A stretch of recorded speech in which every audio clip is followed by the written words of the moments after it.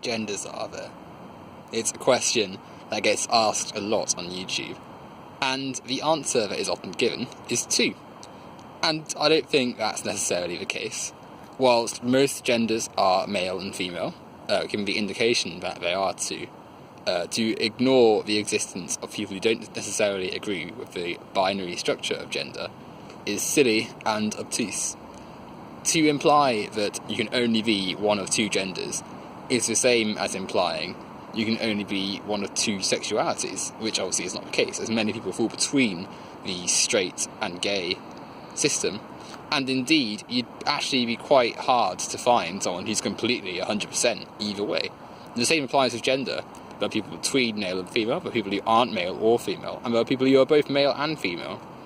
Just because your scientific facts don't align with people's suggestions that binary gender isn't binary, you can't ignore those who aren't in the binary system.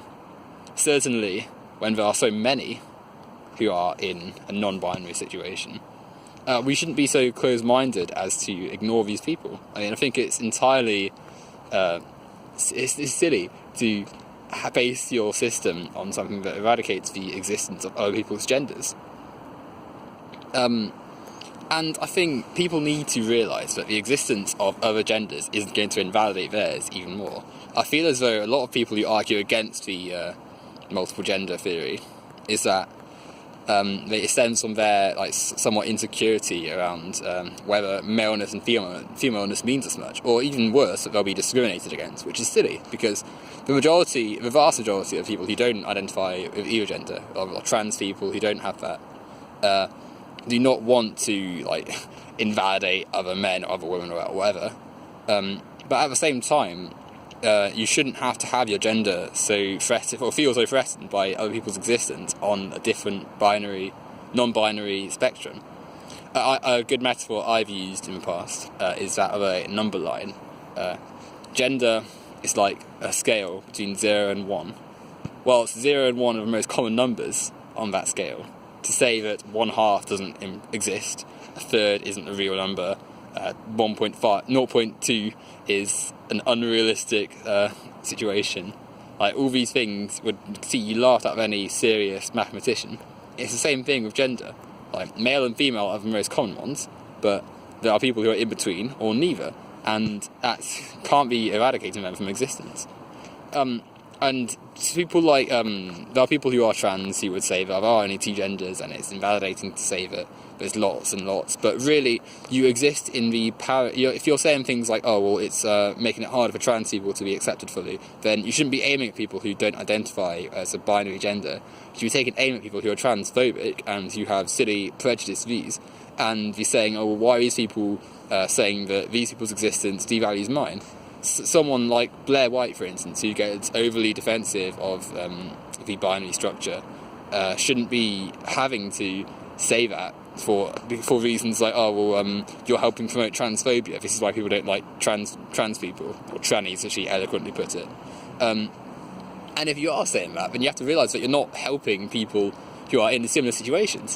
People who are trans should have the empathy to realise that there are other people who don't necessarily conform to their assigned gender or the binary system, and essentially have similar views. So, I mean, why you should be taking your views from someone like Blair White anyway is a bit questionable, but either way, more empathy and sympathy is needed, and really you need to be normalising people who are non-binary, because they are normal people that just happen to be different in one particular way, just like everyone else. There's always going to be differences in life. And the people who are claiming, oh well, it's scientifically wrong, and oh well, if you're identifying as this, and I'm a helicopter, the same arguments that are levelled against homophobia. So people would say in the early 2000s and stuff, oh well, if you can marry a man, then I can marry a goat, and other demeaning arguments which compare homosexuality to bestiality. It's the same thing. Just because there's lots of genders and people are identifying as more than just male and female, that shouldn't mean that it's all silly now. You shouldn't be so insecure as to feel threatened by this thing. As I said earlier, there's more to life than getting wound up by how other people feel about gender inside their mind. And another one is the idea that if you have a penis, then you're male, and a vagina, then you're female. Again, gender is something that's in the mind. Like, it means different things to different people. So whilst I might attach my penis to being male, someone else with a penis might not to consider themselves male. And it's silly to apply your own views on gender to everyone else.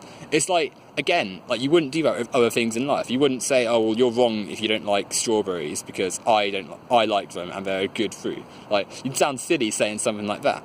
And it's the same thing, sort of. Like, gender for different people means different things. So you shouldn't be so fretting as much over something like that. And really, you're not going to combat transphobia by, like, claiming other genders are invalid or less significant. Really, the way to combat these things is to normalise the idea that people exist without binary structures and accept that and go through life thinking that people like this aren't abnormal or like liars or trans-trenders, as many anti-feminists and anti-SJWs like to say a lot.